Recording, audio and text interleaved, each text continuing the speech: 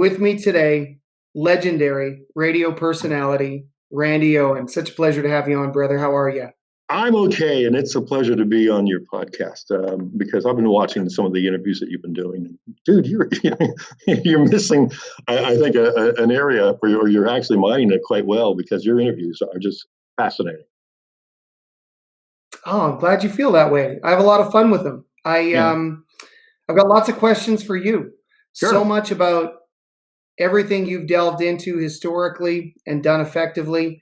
In terms of building your career, your brand, which I really believe is rooted in passion for the format. And then I want to talk to you a little bit about the state of the game of radio today and the politics and what direction you think that industry is headed in. But let's start with the positives. Let's start with the fact that you've been in this business for more than 40 years. And I've always felt that one of the things that really gives you the edge is your infinite knowledge of the format, of the artists, of the players. Where does that come from? Like, how do you tap into that? Research. I mean, and because the fact that I'm also a fan. I mean, I probably wasn't a fan on day one, 40 some odd years ago, but I became a fan. And I felt that the people I was broadcasting to deserved somebody who knew the artist, knew the music. And so that's how I got into it. And the more I got into it, the more I loved it. And the more I met the artists, the more I loved them too. And I felt I owed it to the listeners because they were tuning in. Basically, it was a country station that I got my start at. That they deserved to have somebody on the air who could relate not only to their favorite artists, but their favorite kind of music and do it in a way that was respectful. And that's it also gives started. You the ability to demarcate between an interview and a conversation. And I find that when I'm listening to you, it sounds more like a conversation, which typically to the listener is much more compelling than a copy and paste set of sequenced questions, back to back that have been asked in every interview, previously to that point. So I think that's one of your secrets too. It's the ability to know enough about the artist to engage in a real conversation. That's where the research comes in.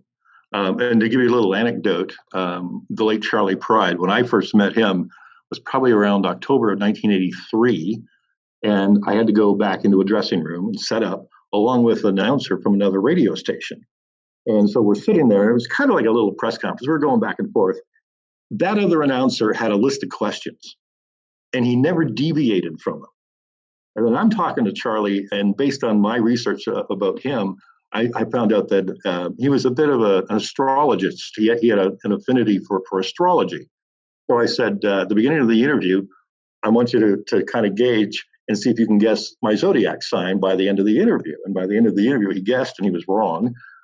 But the cool part was he said it was a water sign, which is exactly what I was. I was one of the water signs of the zodiac. So he kind of got off that way.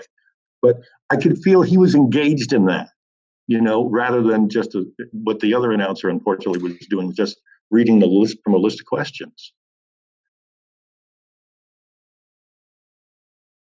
Right.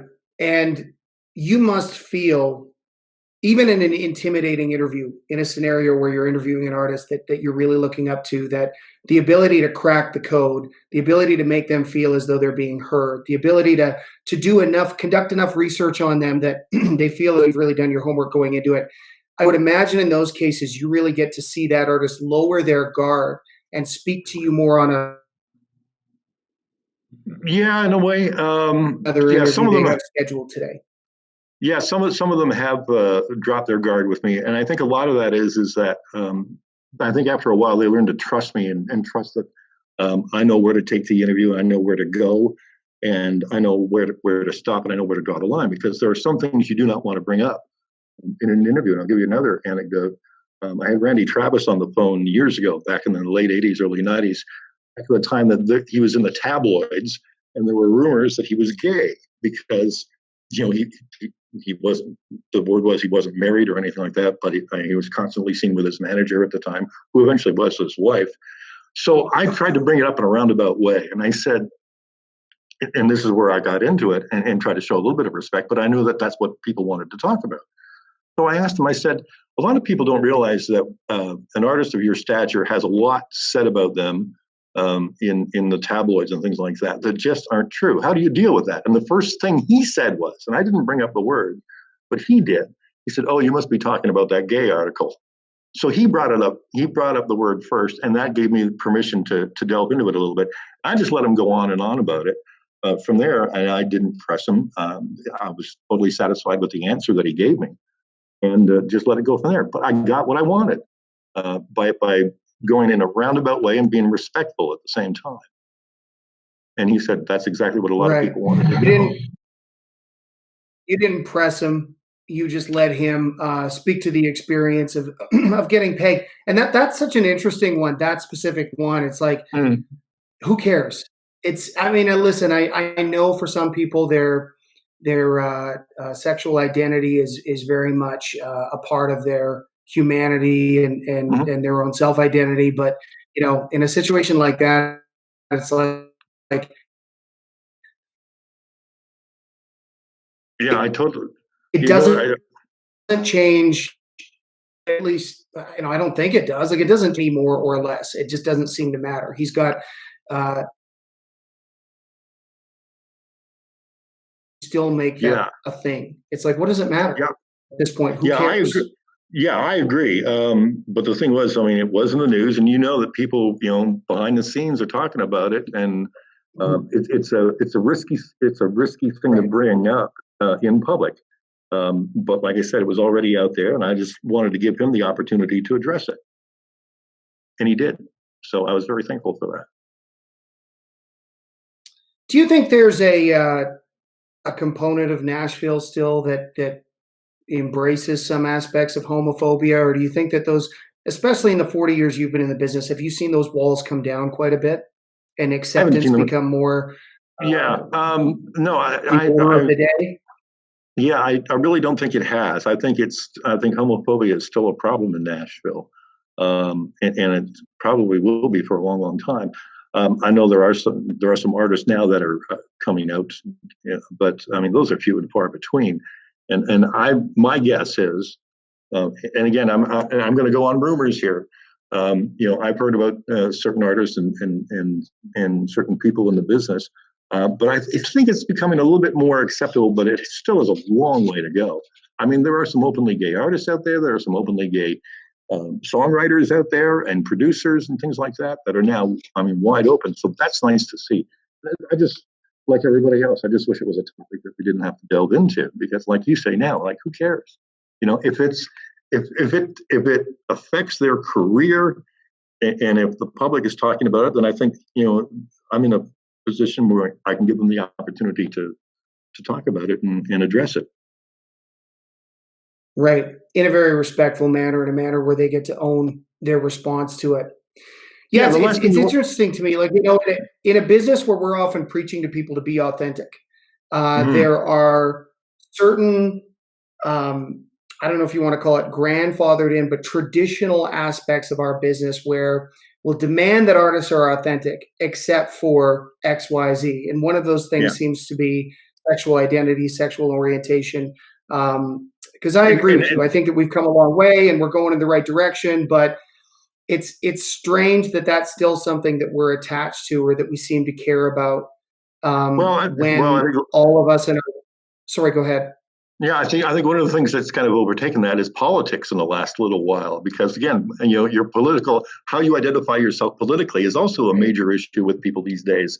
So I think that's probably taken a lot of the limelight from homophobia. I mean, and it's amazing to me how politics is. I mean, it's there. It's barely at the surface, but it never gets talked about. And how that can affect people.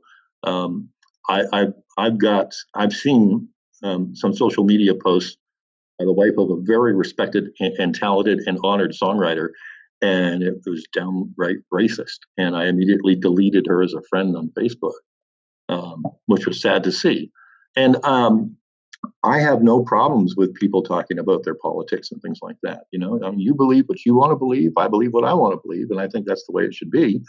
But when you start ridiculing and demeaning people for what they believe in, then I think we're getting into touchy areas where we shouldn't go. Yeah, it's a tough one. I struggle with it because I never want to banish people from the community for corrupted beliefs, because I think we're all human, and I think that let's take racism. This is a tough one to talk about. But let's talk about it. Sure. If someone grows up with a corrupted thought pattern that was maybe entrenched by that into their mind by family, friends, people they love, people they looked up to, and then they get into the real world and they need to adapt those beliefs because at some point they realize they're corrupted or they're not true. As they are muddling through that process, they may still say something that resonates with the old corrupted belief structure. And so for me, I always want to support and encourage people through that, because usually what a lot of my liberal friends say to me is, the way to cure racism is through education. And I go, okay, well, what does that mean then? Because if we're going to educate people, that should mean that we're going to give them some positive reinforcement when they're doing things right. We're going to hold them accountable when they do things wrong.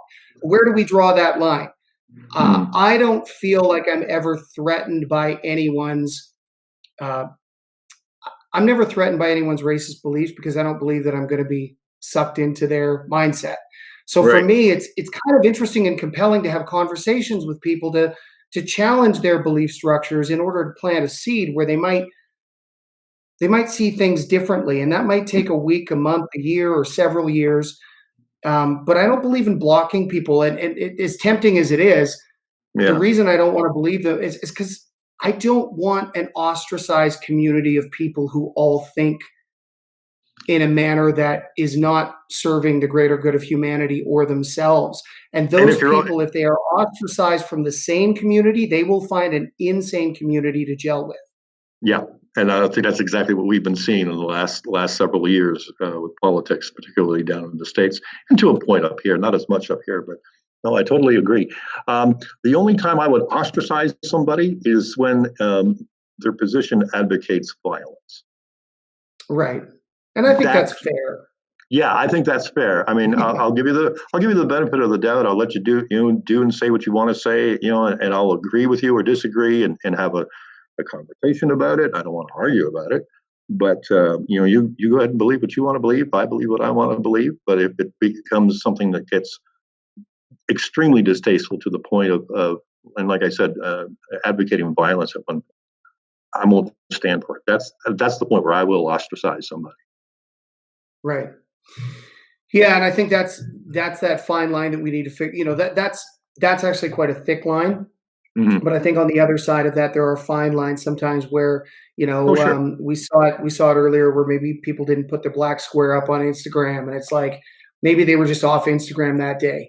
Like maybe we shouldn't use that as an excuse to drive people out of the community when clearly we want to invite more people into it as much as possible, right? In terms of the community of sane individuals who are pursuing the best for themselves as individuals and contributing to society as a whole. So it's interesting you bring that up. I always struggle with it. It's like I want to understand how someone could come to the conclusion they do, because if you can understand that and you can get to the causal root of it, maybe you can help them see a pathway to redemption. The problem I have with some of the cancel culture mindset is it doesn't seem to be about redemption. It seems about calling people out or attacking them or ostracizing them in order to score social points with your friends. And that's where it feels icky to me and it feels wrong. And it doesn't resonate with me. It's like, if someone's got a problem, unless they are hell-bent on advocating violence, I'm going to see if there's a wedge I can drive in between that individual and the redeeming aspect that they might have that still retains or still is retained within their heart, and their corrupted belief structure. I'm going to see if I can drive a wedge into that, because there's hope in that wedge, right? Exactly. Anyway, Yeah. you always find a way to navigate things very tactfully on Facebook. I'm always impressed with how you're humorous and positive, and you seem to have a lot of fun. But you definitely lay down the law when somebody's crossed the line. Yeah, and I think somebody should. And I try to be. I mean, um, yeah, I could probably I could probably go off on a tangent and go crazy on some people for some things. But no, I prefer to be positive, and I think that's one of the reasons um, I was so overwhelmed with all the comments after I got let go from the radio station. That there obviously, I think it resonated with a lot of people. They picked up on it either subconsciously or consciously, and I think that's reflected in so many of the comments that came in the last couple of weeks or so. I don't doubt it. I mean, you're a beloved figure within the industry. And I don't know why. Yeah, you do. I mean, the artists understand that you really care. You not only take the time to do your research, but you can't feign interest, right? That's Exactly. either there or it's not. Yeah. And Yeah. And to bring this right back to announcers and what I think they shouldn't do. I was in another anecdote here.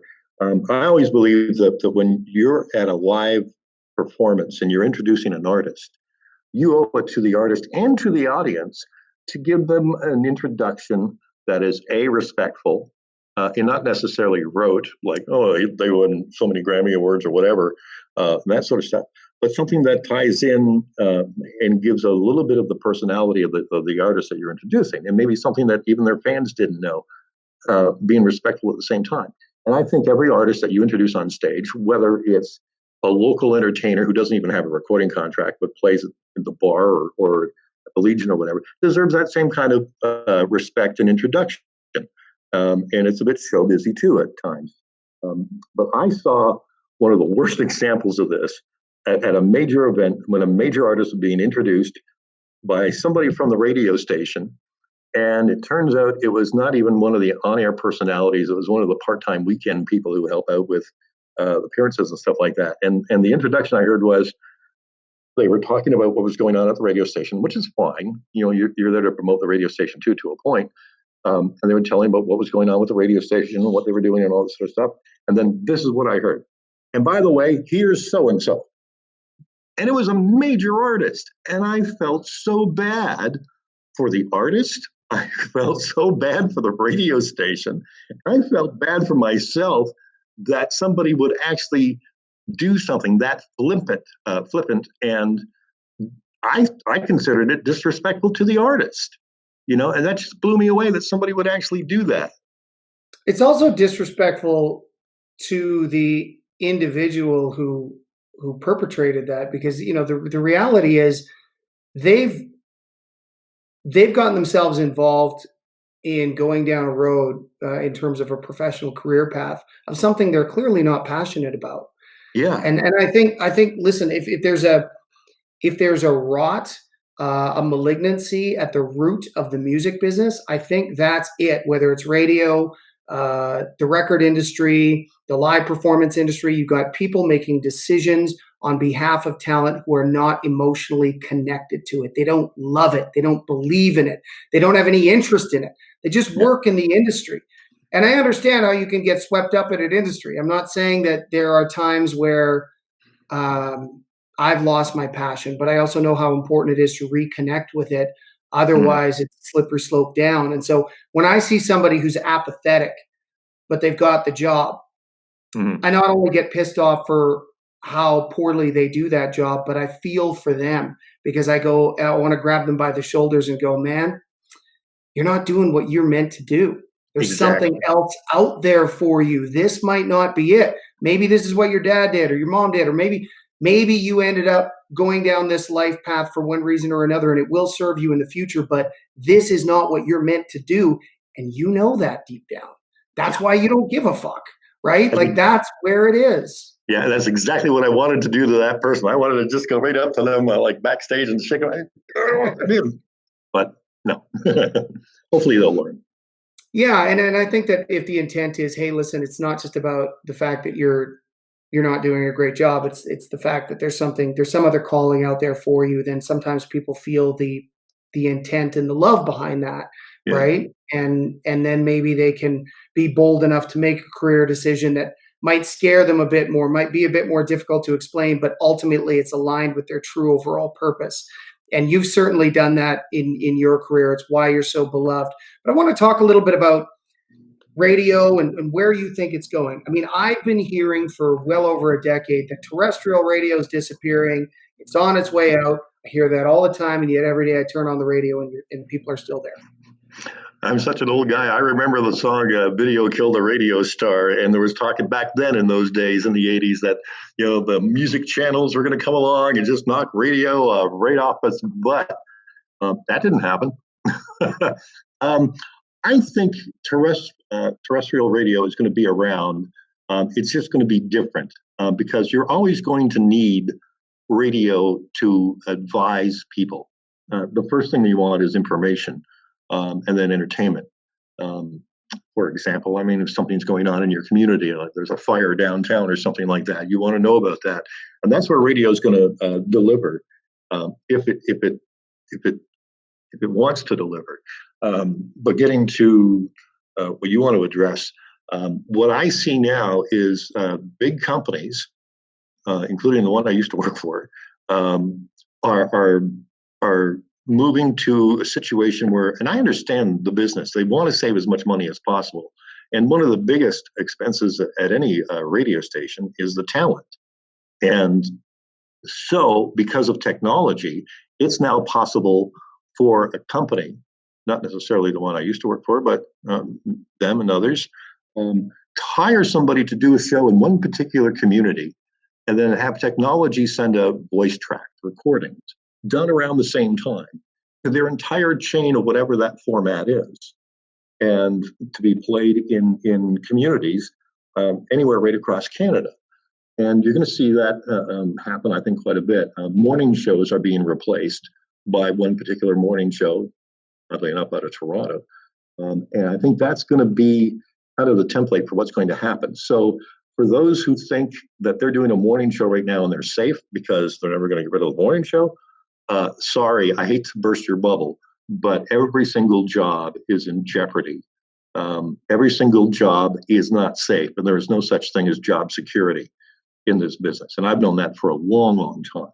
Having been let go, I think this is like the third time now I've been let go.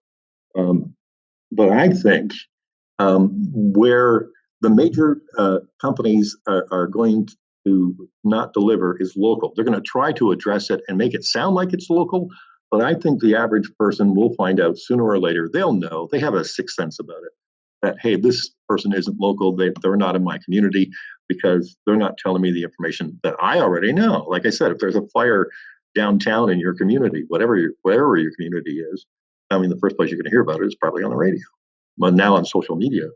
Or Twitter. I mean, people have a broader access, right? People have broader access to local information through various channels. I mean, I used to turn it on to listen to the weather when I was a kid. Now I can check the weather app. So I understand why individuals, maybe like everybody's getting their information for the most part from these other sources. So let's automate as much as possible, cut our costs. I mean, I'm not saying I agree with it, Randy, but I get where the logic could come from. So what I would ask you is what's the response to that logic?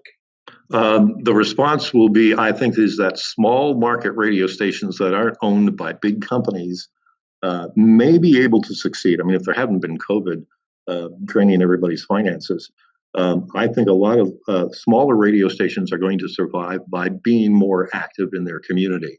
I mean, that was one of the cool things about radio that I found. I was reluctant to do it because I'm a shy guy, basically. But radio brought that out of me. But going to events and going, and whether it's a news event, I mean, I had a situation one time where I came upon a police area that was cordoned off. This was back in my hometown of Welland. This is the middle of the night. I was just getting home from a bar, and there was a car pulled over. Police had blocked off the area. There were people standing around outside. I got out of my vehicle to find out what was going on. The police weren't saying anything at the scene, but I could see a bullet hole or two in the vehicle that was at the side of the road. So I asked a couple of people what was going on. They said, well, we heard gunshots and came out.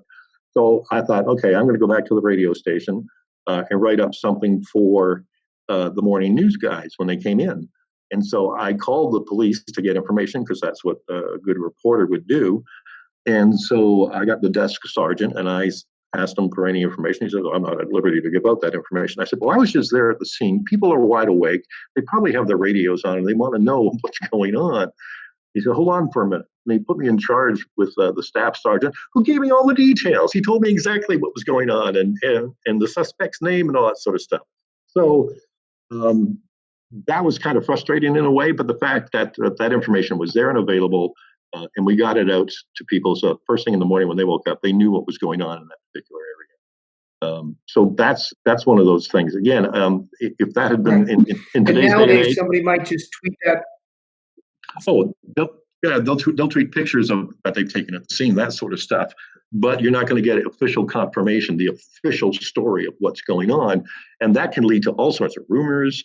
And that's why I depend on the media, because they're trained to be respectful. And I mean, I've had a situation one time. I was driving back to Welland, and I came upon an accident scene. Obviously, the police were already there. I just took a picture just to, post and let everybody know. And then boom, you start hearing, oh, well, you're infringing on people's privacy and stuff like that, like the people who were involved in the accident and that sort of thing. So that's kind of a tricky situation. When people become reporters, I'm a little leery of that because they don't know about checking their sources, and they don't know about the proper way to do a story without letting rumor and innuendo and untrue I wouldn't say untrue facts, but that's the only thing I can think of right now. But getting untrue elements of the story out there, because that's how rumors and false stories and fake news happens. Right. I love what you said about how important it is for media to hold themselves to a higher standard, maintain some semblance of impartiality. I feel like we've really lost the nuance of that, especially in the last decade. But I think the election of Donald Trump in 2016 also broke a lot of people's brains, and I understand why. Yeah, but here's the thing. If I follow a particular reporter from a news organization, I personally don't want to know your personal thoughts on Justin Trudeau, Donald Trump. Like, I don't want to know what you think personally. I want to understand the facts. I want you to present the facts because I think that there's something condescending about, and listen, it happens on the left and the right. CNN does it. Fox News does it. There's something condescending about, here are the facts. Let us tell you how you should feel about them and how you should talk to your friends and family about them. That to me feels like a dereliction of duty on behalf of the media. And I'd love to get your thoughts on that, because it seems to be a trend where it's also propagated, something you alluded to, the idea that it's more important to be first to the story than it is to be accurate. Yeah, exactly. I had that situation once with a guy who was doing news at one point. He had done news at another radio station, and we ended up working together later on. And I mentioned that to him, and I said, like, what's more important to you, getting on the air first or getting on the air right? He said, oh, getting on the air first. And I just totally disagreed with him. But yeah, I totally agree. But it's more than just them as a dereliction of duty.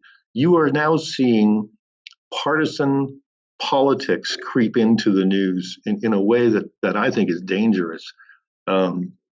Because, both sides do it, obviously. Some do it more outwardly than others. But when you start to demean the other side, that's where my hackles start to get raised. And I go, this is getting into some dangerous territory that the media shouldn't be involved in. I always thought the media should just basically give you the information. You decide what to do with it. Now they're telling you what to do with it. And that's how to feel about it. Exactly. And that's the scary part of it. And the thing is, I saw this coming to get off on another tangent. My interest in the Kennedy assassination. And I've been researching that for so many years. And I got dispirited, and frustrated because what they call the research community, the exact same thing I saw going on 20 years ago. One side would criticize, demean the other, and have their facts arrayed and say, no, your facts are wrong. There was a lot of infighting going on. And I see that now in everyday media these days, which is frightening to me. And it's frightening because I think, again, people should have the responsibility. Okay, listen to what they're saying, fine, but make a judgment. And I know passion is a big thing for you and for me when you're passionate about something. But when you're led down the garden path by people on TV, talking heads telling you what to say and how to do and how to react to it, that's where I have a problem with it. And talking heads and even talk show hosts. I had another anecdote to share. When I was at Niagara College, where I was trained in broadcasting, there was a talk show host from Niagara Falls who demeaned and criticized the program. So I invited him to come down to the college and take a look at what we actually do, because he obviously had no idea. And he was kind enough, he did. And at one point, he kind of pulled me aside and he said, "You really believe everything I say on the radio?"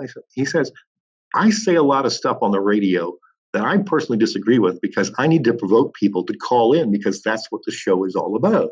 So he's deliberately going out there and saying things he personally disagrees with in order to get an audience. And that opened up my eyes to a lot of talk shows and stuff like that, where you realize, especially nowadays, the politicalness of it is they're probably saying stuff even they don't believe, but they do it because they need the ratings and they need the people to respond to what they're doing. If nobody responds, they need the reaction, they need the clickbait. Yeah, exactly. It's directly monetizable. It's contributing to the death spin, slow spiral death spin of the traditional media. I agree. I think it's also propagated this propensity, which seems to be intrinsic to human beings, where, and I'm guilty of it. So this isn't a judgment. This is an observation. We'd rather be right, and sometimes we allow that to supersede our desire to pursue the truth. And that's dangerous, right? I mean, that's how you end up being ideologically possessed. That's how you end up abandoning your critical thought process, which is so imperative to retain your thoughts based on your individual experiences of your understanding of the world, right? You should be open and curious. Exactly. But the minute you embrace ideological possession, you've resigned your ability to think through problems, and you can see it. It's like, I got to be on team right, and so I got to think these things. Or I got to be on team left, and I have to think these things. And it's like, but what about the 80 to 90% of us who are in the middle? Who might slide right on some economic policies, but believe in strong social safety nets and know that there needs to be a nuance struck within those two things, and that there needs to be representatives from the right saying things like, we only have the budget to spend this, and there needs to be representatives from the left saying, but we have to take care of these dispossessed people, and if we don't, society's going to topple. We need ongoing interface between those two sides, and the more partisan and personal and political it becomes, the less we can have that honest, open dialogue, and that's what's heartbreaking about it.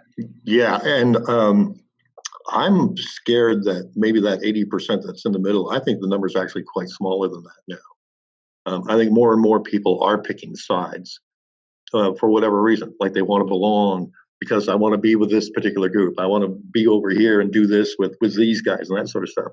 So I think that middle area is becoming a lot smaller. People are actually picking sides for whatever reason. Some are doing it for good reasons. Some are doing it for bad reasons. And that's a frightening thing to me. Well, I think a lot of people, it's easier, frankly. We all, again, have a propensity to do what's easiest sometimes, and I fall into that too. And it's just easier to pick a side. Then you don't have to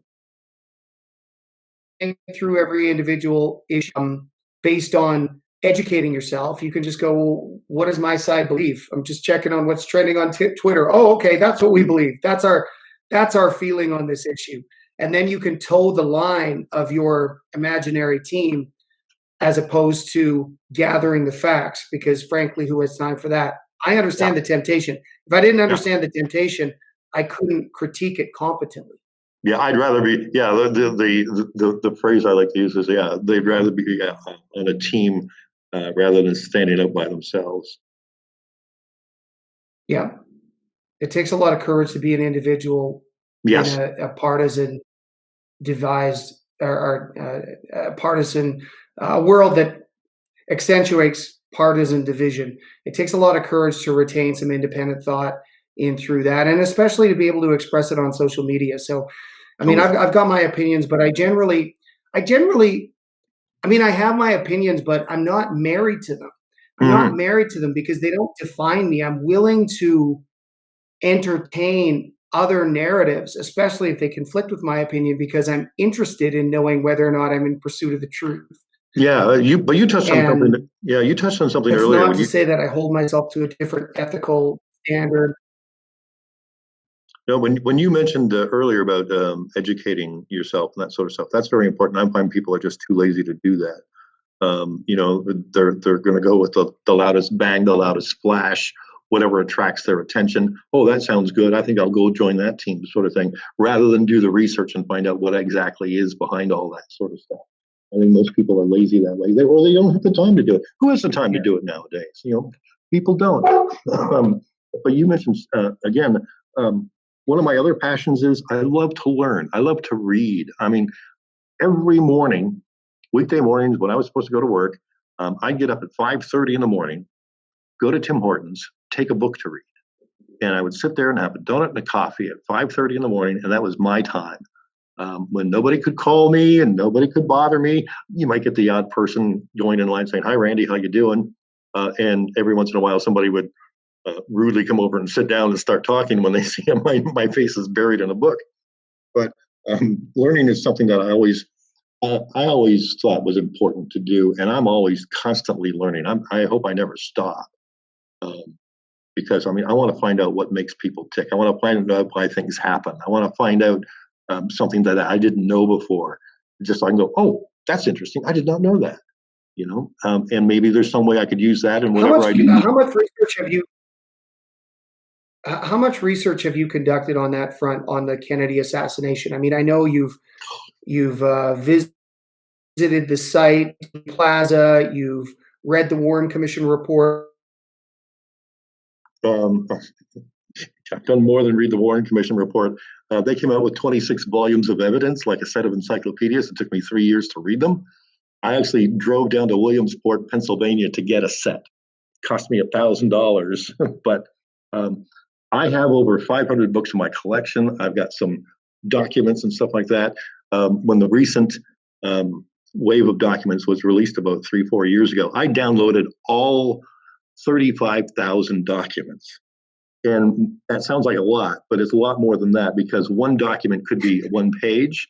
Another document I read was over 1,000 pages long and had absolutely nothing to do with the Kennedy assassination. 1,000 pages. It was FBI reports years after Kennedy had been killed on right-wing groups in parts of the United States, and a casual mention of Bobby Kennedy's assassination years later. So there's all that to go through. But to meet some of these people, and this is one of those things. It's an accident, and my career's been an accident too, because I just became fascinated by it at a young age, and I got more into it. And the more I got into it, the more interesting I found. I found it, and eventually it got to the point where I thought, well, the best way to find out about it is to reach out to some of these people who were still alive back then, talk to them about it, and the more I would post stuff about it and do more research on it, other people noticed it, and that's how I got invited down to Dallas to MC a conference on it. I mean, for 3 years in a row. I mean, that's insane. Um, to Following your basically, passion. yeah, exactly. And you never know where it's gonna take you. And that's the cool part about it is, I never dreamed that I would meet Lee Harvey Oswald's widow. I mean, Oswald, the guy who allegedly shot John F. Kennedy. I mean, I'd seen her on television. I've read reports about her and books about her. I've seen her on TV talk shows and things like that. But at one point, I was at a conference in Sudbury, and it was the first time she went to one of these conferences, and she was brought up by a mutual friend. And security, and this was in the middle of summer at Laurentian University, and security there was crazy. They were out in the courtyard. Security would not even allow you to go into any of the rooms that were facing the courtyard. But my friend saw me walking down the hallway, and he waved me over. And so I came over, and I got to sit and talk to her for 2 hours, never dreaming I'd ever meet her. And we had a wonderful conversation about her life in the States, why, when she had relatives finally visit from Russia, when that was allowed, what a mind-blowing event that was. I mean, her aunt came to visit her, and the first thing they did when they picked her up from the airport, well, we're going to pick up some Kentucky Fried Chicken, for dinner on the way home. And the aunt just started to cry. She could not believe that you could get hot chicken, just by driving through a takeout window kind of thing. I mean, it was an interesting life story and an anecdote about that. Yeah, and a culture shock for her, but an interesting anecdote about that culture divide between the two civilizations, I guess you might call it.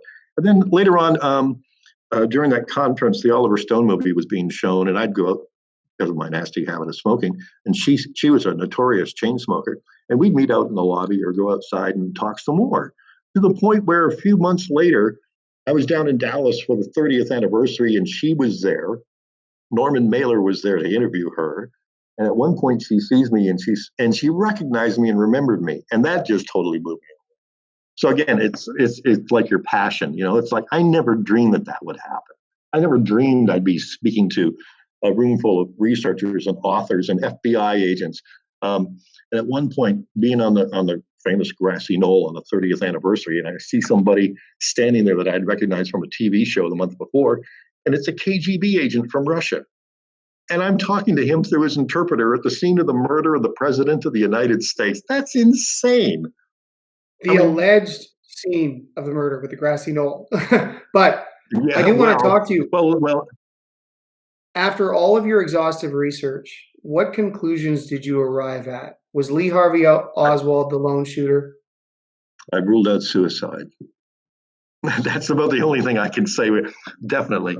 I've gone back and forth with it. When I first got into it, I believed Oswald was a lone assassin, but I think there's enough doubts now that there might have been a second shooter. Maybe not even necessarily on the grassy knoll. I don't know for sure. The fact that the medical evidence was so badly bungled back in those days. And so it's hard to draw a conclusion based upon that when it should have been a cut and dried, simple murder case, and it wasn't. But I think that there's a possibility that there might have been another gunman. I think it's possible Oswald might have not even fired any shots that day. I think he might have been set up. And I think it's entirely possible that somebody was using him that day. One of the oddest things about the whole case to me is that none of the evidence lines up with any one particular theory. You can look at the famous film of the shooting, and when you see Kennedy's head go backwards, the Zapruder film you're referring to, correct? Exactly. I mean, I'm sitting at the conference across from the table one year, and I look at this guy's name tag, and I went, "Wait a minute, your father?" He goes, "Yep, his father developed the film that day." I mean, it's crazy. But when you see that reaction, your immediate impression you get is, "Oh, he must have been shot from the front." But when you study the mechanics of ballistics and nerve impulses and the whole thing, you can argue and use bits of evidence to support either conclusion that, yeah, the shot did come from the front or it did come from behind. But until you actually study the actual body for the best medical evidence, and like I said, that was so badly tainted that there's no way we're ever going to know. But I'll tell you something. I'm glad you asked about conclusions, because while some people might think that's an important thing, for me, I think it's like a trip. I mean, sometimes the journey itself is much more interesting than the destination. And to be on this, to meet Oliver Stone, and to meet this Russian KGB agent on the grassy knoll, and to meet Oswald's wife, I mean, that's incredible. And to be able to have done that is just, I'm blown away by it myself. So you're moving into a new phase professionally in your life. Have you ever thought about a podcast built around all of your knowledge in this particular realm, or obviously you would have an amazing podcast if you were to talk about country music artists, country music in general. You could do some interviews. You could tell anecdotes. I mean, you're built for this. So Yeah. I'm not putting any pressure on you or pontificating, but do you see yourself going in that direction? Yeah, I do. And the only thing I'm worried about right now, or taking into consideration, is can I make it something that is revenue? How can I say this? That will support myself from a revenue standpoint. That's the only thing. But yeah, that is something I'm definitely, and I've had a lot of people in the last couple of weeks or so talk to me about that and offer me all sorts of different services and things like that. But I think I'd want to find something a little bit more stable first, get that job with the understanding from whoever I end up working for or working with that, yeah, this podcast thing is something I definitely want to do. I'd be interested to see how it would go. And I'm thinking of a whole bunch of different directions to take it. Well, you could take it in any direction. It's going to be equally compelling, right? Just depending Exactly. on the listeners who find it and gravitate to it. Generally, podcasts don't make a lot of money, especially in the beginning. There's Mm-hmm. a building phase, right? So you do need to make sure you can pay your bills while you're investing in your passion. Same as an artist, right? Yep. Now you're an artist Exactly.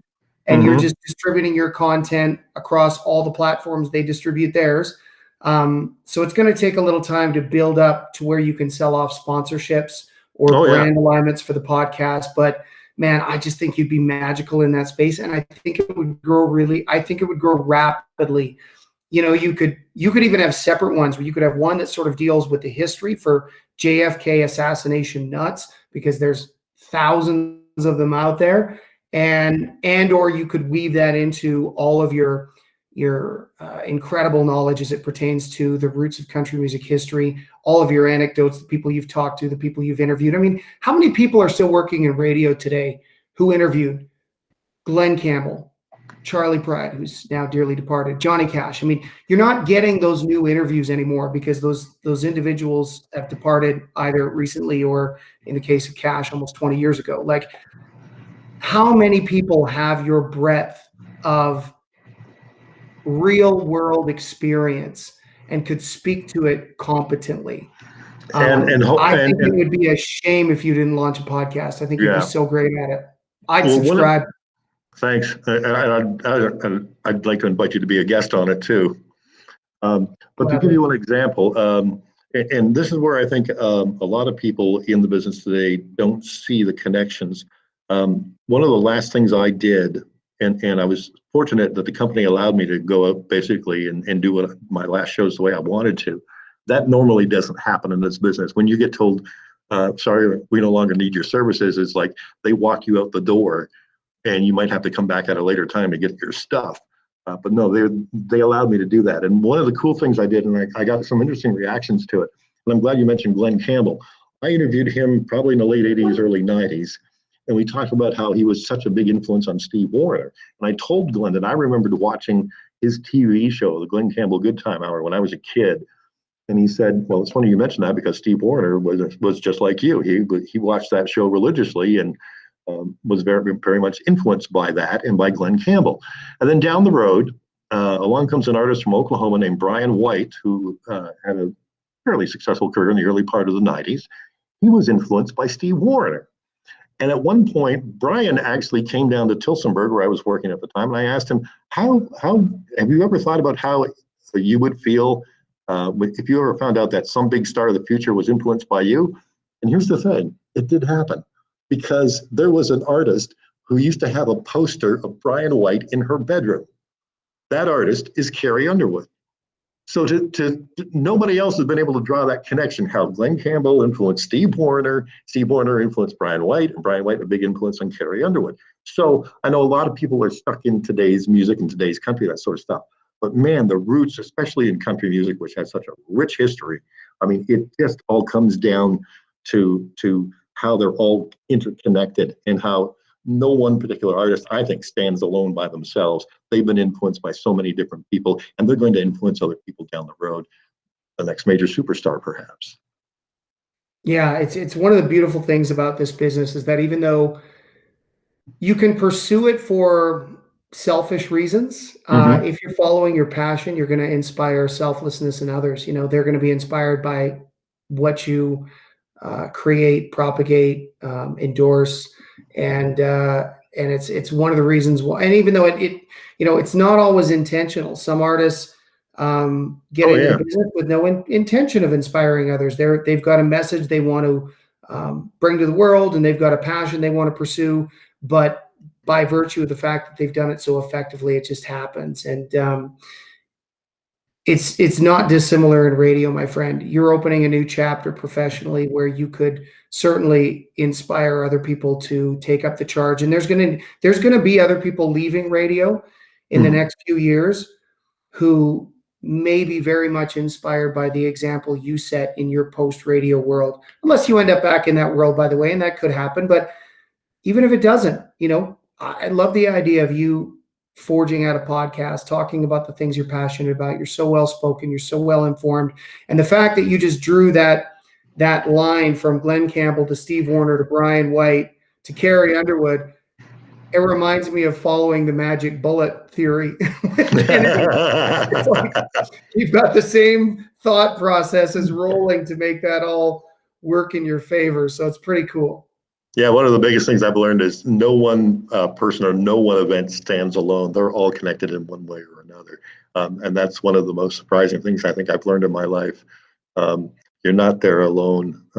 Nobody is. I mean, and again, events, you can look at study Pearl Harbor. You realize that there were events that led up to it and events that led after it because of it. 9/11, same thing. That's one major event, but there were events that led up to it and there were events that led from it. So yeah, everything's all connected, and we're all connected. And I'm hoping that the world recognizes that we're not all alone. We're not all separate. We're all in this together. This whole COVID thing. I mean, we're all in this together, and it's going to take us all together to get over it. Yeah, I mean, I love the sentiment of that, Randy. I think that the discrepancy for me is that we've got, in some cases, politicians who haven't missed a paycheck, who keep Yeah. reminding us of the sacrifices that we have to maintain while they continue to basically live life like they did before COVID.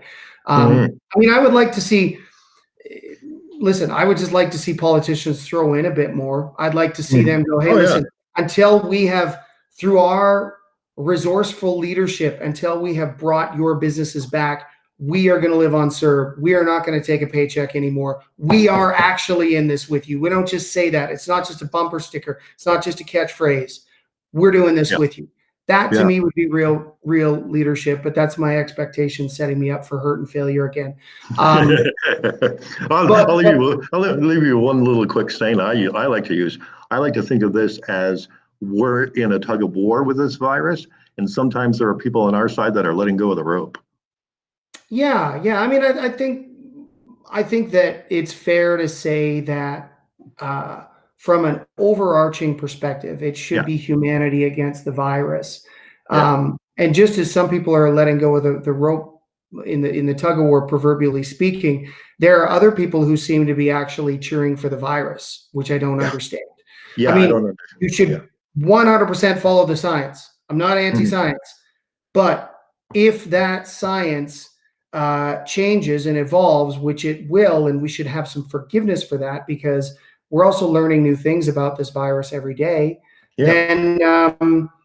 then we should be able to go along with that. And so I see sort of the camps of people who want to ignore it or pretend it's a hoax or it's a hoax propagated by the Chinese government. You got those people out there, and then you got people on the other side who want to wear a mask and sit in their basement and face the wall for the next 2 years. I'm also not on board with those folks. It's Right. like, how are we going to learn to live lives that make the concessions and sacrifices that need to be made in order to protect people, but that we don't create bigger and more damaging problems with unintended consequences? And that's a holistic conversation, and that's a hard conversation to have with this issue so partisan and so politicized and so filtered through cruelty and meanness and some people are just looking for an excuse to be an asshole, and this virus has given them the license to do it, and on both sides. Yeah, and right? and on that same point too, it takes a crisis like this that'll bring out the worst in people, in some people, and it'll bring out the best in others too. Yeah. So that's, you got to pay more attention to the best, and those that are it's bringing out the worst of them. Just don't give them a platform.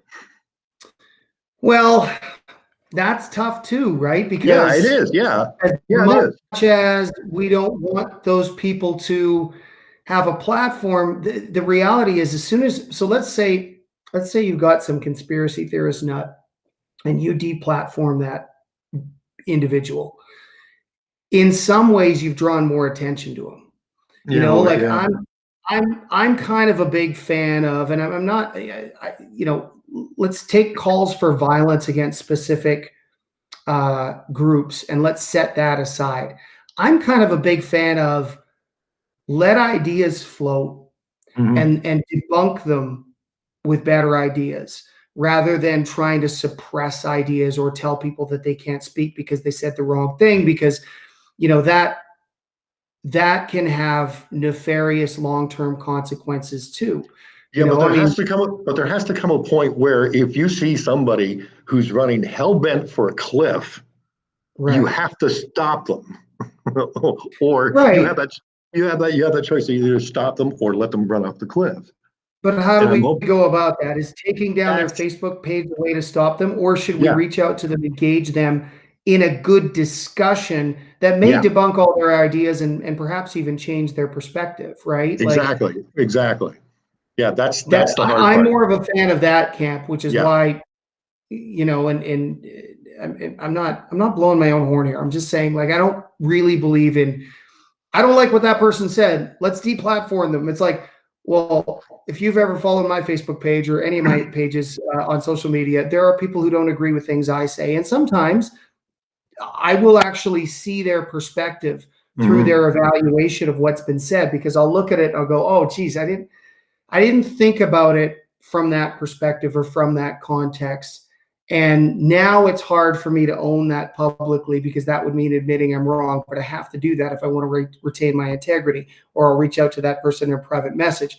But I don't want to have the ability to take someone's page down because I personally didn't jive with what they said. I have a feeling that could become pretty tyrannical quickly. Yeah, and be totally misused. Yeah, for all the wrong reasons. Yeah, I see that. Sure. I see that part of it too. Well, my friend, I thoroughly enjoyed this. This has been great. Well, thanks. You are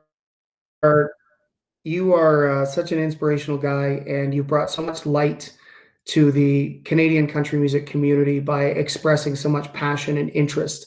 And I really look forward to what's next for you in your professional chapter and moving forward. And if there's anything I can do to support you in that, I'm not just saying that because we're on the air. You call me, you let me know. I might disappoint you because if I win the lottery, I'm moving to an island in the South Pacific and you're never going to hear from me again. I was hoping I might get an invitation. Population of this place is like 1,500. There's no airport, just a runway. I have it all picked out. I love it. Okay, well, we won't spill the beans on this podcast and alert people to your potential whereabouts should you win the lottery. But best to you either way, my friend. And thanks again. Thank you for all you do, because you are, again, one of those people that I find that, just to reflect this back to you, but is so passionate about what you do. And I love to see that from people. And you're one of the reasons I respect the industry, because you help elevate not only the artists you represent, you help elevate this whole industry as well.